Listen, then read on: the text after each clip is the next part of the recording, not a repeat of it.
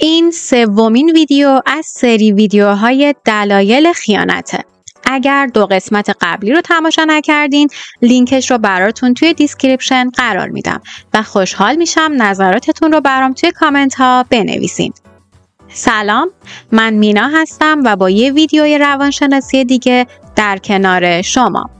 امروز میخوام درباره دلایل ثانویه خیانت صحبت کنم و راهکارهایی که در مواجهه با خیانت میتونیم به کار بگیریم رو با شما در میون بذارم. خیانت همیشه فقط به دلایل فردی یا مشکلات درون رابطه بر نمیگرده.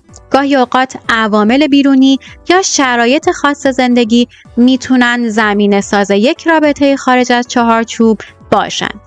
یکی از این عوامل بیرونی اینترنت و فضای مجازیه. امروزه برقرار کردن یک رابطه خارج از چهارچوب، مخصوصا روابط عاطفی، خیلی آسون شده. شبکه‌های اجتماعی نقش پررنگی در بسیاری از خیانت‌ها و حتی طلاق‌ها به عهده دارند. اگر 2 نفر هرگز همدیگر رو حضوری ندیده باشند و فقط از طریق شبکه‌های اجتماعی درگیر رابطه خارج از چهارچوب شده باشند، باز هم خیانت محسوب میشه. یادمون باشه خیانت آنلاین هم خیانته. عامل بعدی فاصله جغرافیایی و فرصته.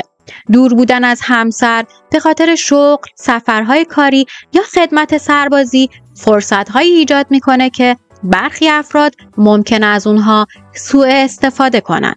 این دوری میتونه باعث تنهایی و احساس دلخوری بشه که زمینه ساز خیانته.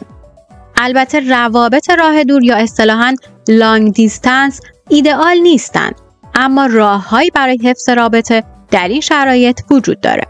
مرزهای شخصی ضعیف عامل بعدی خیانته. افرادی که نمیتونن به راحتی نه بگن یا بیش از حد سعی میکنن همه رو راضی نگه دارن، ممکنه وارد رابطه‌ای بشن که اصلاً نمیخواستن و این موضوع خطر خیانت رو افزایش میده. اما خیانت فریادیه برای کمک خواستن یا راهیه برای خروج. خیانت گاهی فریادی برای کمک خواستنه، یعنی راهی برای وادار کردن زوجین به روبرو شدن با مشکلاتی که از اونها فرار میکنن. در چنین مواردی فرد خیانتکار حتی ممکنه عمدن طوری رفتار کنه که خیانتش لو بره تا موضوع جدی گرفته بشه.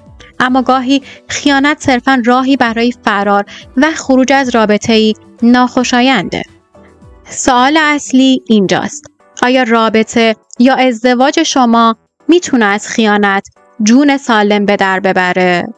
خیانت میتونه یک رابطه رو نابود کنه یا اینکه فرصتی برای بازسازی اون باشه. این موضوع بستگی به شما داره، بسته به اینکه چطور با این بحران برخورد میکنین. اگر قربانی خیانت بودین، مهمه که بدونین خیانت نشونه مشکلات عمیق‌تر رابطه است و شما به هیچ وجه مسئول اشتباه همسرتون نیستین.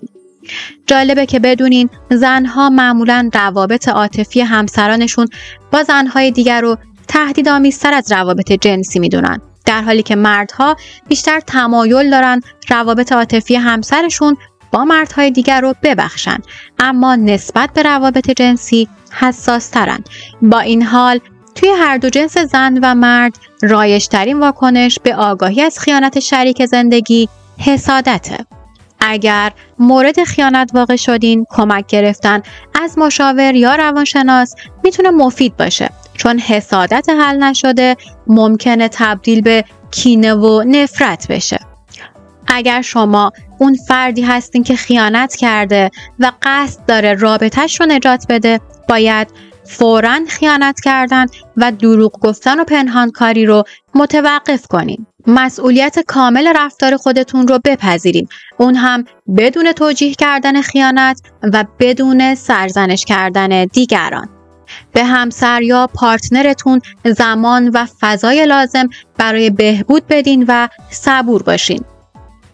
اینکه رابطه شما بعد از خیانت ترمیم میشه یا نه مشخص نیست، اما بدون پذیرش کامل مسئولیت شانستون خیلی کمه. آیا گذر از خیانت ممکنه؟ موفقیت در عبور از خیانت بستگی به عوامل متعددی داره، از جمله دلایل خیانت و ویژگی‌های شخصیتی طرفین.